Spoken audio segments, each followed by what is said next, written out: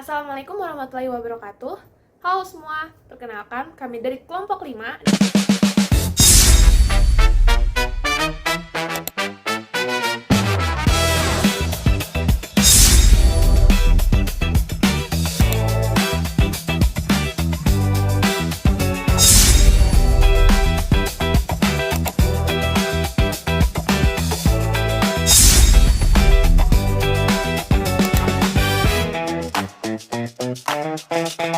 Pada kondisi normal, suhu udara di troposfer umumnya makin dingin saat ketinggian bertambah.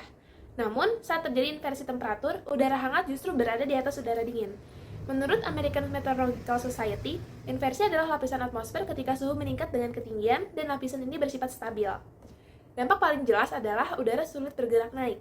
Udara dingin berada di dekat permukaan tertahan oleh udara hangat di atasnya.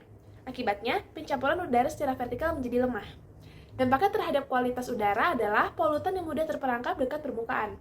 Asap kendaraan, emisi industri, pembakaran sampah, debu, dan kabut tidak cepat menyebar ke atas. Karena itu, udara bisa terasa lebih pengap, jarak pandang menurun, dan konsentrasi polutan meningkat.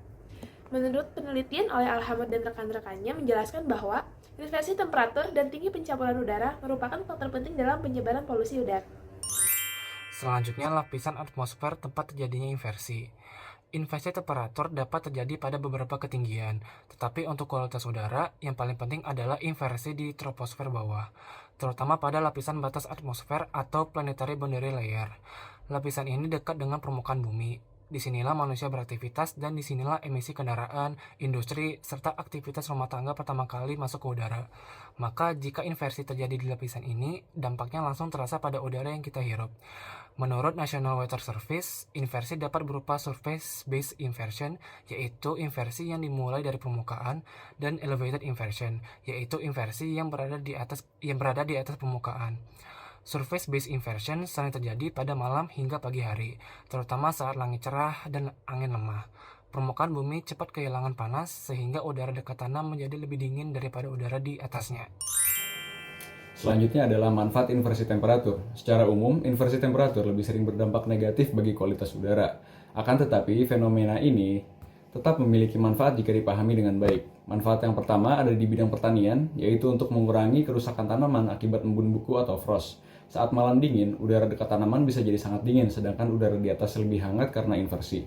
Nah, petani bisa menggunakan wind machine atau kipas besar untuk mencampur udara hangat dari atas dengan udara dingin di dekat tanaman. FAO juga menjelaskan bahwa wind machine memang digunakan untuk mencampur udara hangat di atas lapisan inversi dengan udara dingin di dekat permukaan.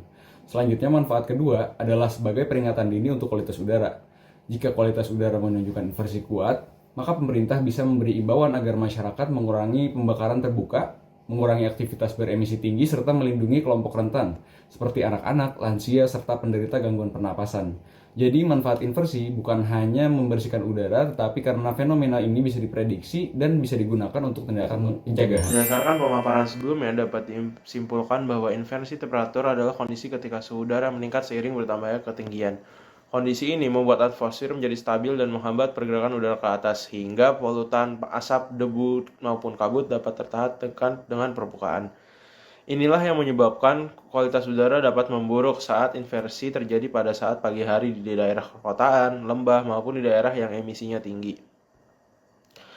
Walaupun sering merugikan, inversi juga dapat dimanfaatkan, misalnya sebagai perlindungan tanaman dari frost dan sebagai dasar peringatan dini pencemaran udara. Sekian yang dapat kami sampaikan. Wassalamualaikum warahmatullahi wabarakatuh.